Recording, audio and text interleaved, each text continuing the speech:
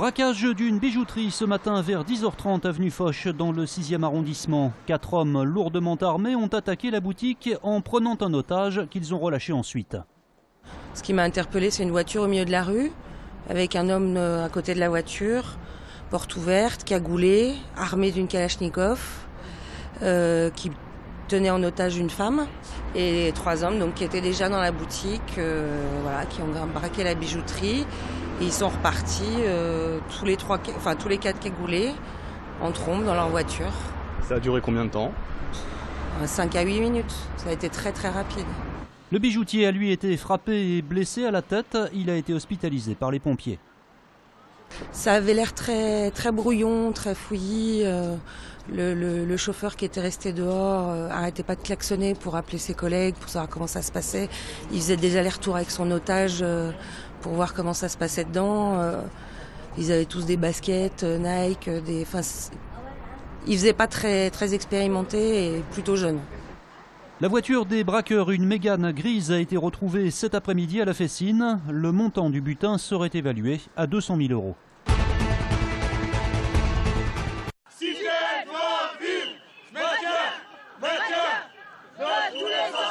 Une centaine de salariés de Citel ont manifesté aujourd'hui. Depuis un mois, 90% du personnel est au chômage partiel. Une mesure qui devrait être prolongée jusqu'au 3 janvier prochain. Concernant les salaires du mois de décembre, il y a une grosse inquiétude pour les salariés de savoir s'ils seront payés ou non. Et également avec la prime du 13e mois, la moitié du 13e mois. Depuis un mois, la fabrication de lave-linge est complètement à l'arrêt. La faute au dépôt de bilan de Fagorbrandt, principal client de Citel. L'entreprise qui est en pleine reconversion dans la fabrication de voitures électriques risque à son tour la cessation de paiement et en appelle à l'État. Il manque 4 millions d'euros pour pouvoir faire encore quelques mois et nous permettre de développer nos nouvelles activités. On a des commandes qui sont en attente, on a des devis qui sont en cours, des offres qui ont été faites. On attend les réponses de nos clients. Syndicats et directions ont été reçus en milieu d'après-midi à la région. 420 emplois sont en jeu. Social toujours et ça chauffe chez Total, frappé depuis hier par un mouvement de grève, un mouvement qui touche les 5 raffineries françaises du groupe, dont celle de Feyzin, où les installations sont arrêtées et où plus aucun camion ne rentre ni ne sort du site, en cause des revalorisations salariales que les syndicats jugent insuffisantes.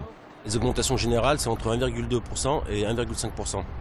Donc au vu de l'état de santé du groupe, au vu du pouvoir d'achat, de l'inflation et puis de tout le reste, c'est pas acceptable. Pour un groupe qui fait 14 milliards de bénéfices, la moindre des choses, c'est que derrière ça suive, quoi. Parce que si déjà Total commence déjà à serrer les dents, à ce moment-là, les autres boutiques qui déjà ont du mal, tout le monde met la clé sous la porte, quoi. Sollicité, la direction de la raffinerie n'a pas souhaité faire de commentaires. À l'heure actuelle, il n'y a pas de risque de pénurie pour les automobilistes. Près de 200 taxis ont bloqué le quai aux Gagneurs à Lyon cet après-midi. Ils protestent contre l'extension de la zone unique de prise en charge à 3 nouvelles communes, Dardilly, Charbonnières et Feyzin. En clair, ils redoutent l'arrivée de nouveaux taxis concurrents. Aujourd'hui, il va y avoir 50 taxis en plus du groupe qu'on est déjà aujourd'hui à venir manger sur le même gâteau. Concrètement, c'est mathématique, c'est simple à comprendre. C'est vrai qu'il va y avoir moins de travail encore pour nous.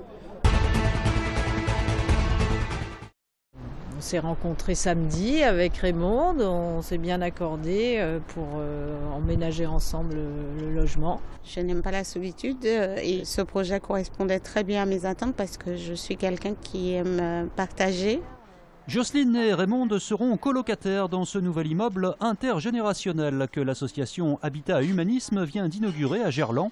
L'idée est de faire cohabiter ici des personnes isolées ou en difficulté pour les aider à recréer du lien social et les accompagner vers l'autonomie. Donc il y a des colocations étudiants, jeunes mamans, des colocations entre seniors, des colocations jeunes mamans seniors. Voilà, la colocation concerne la totalité des logements qui sont partagés. C'est convivial, on peut parler, par exemple, il y a une personne qui est en fauteuil roulant, donc Camille, qui est souvent justement en bas d'ailleurs. Donc oui, on parle, etc. Ça permet de parler avec des gens qui ne sont pas de notre génération et puis de garder des liens. L'immeuble comporte 12 appartements, des espaces communs et même un futur potager. Ce dispositif expérimental est une première pour Habitat et Humanisme. Sébastien Chabal passera bien devant la commission de discipline suite à ce coup de poing donné au 3e ligne d'Agen Marc Giraud à l'occasion du match perdu samedi dernier par le Loup en Lot-et-Garonne.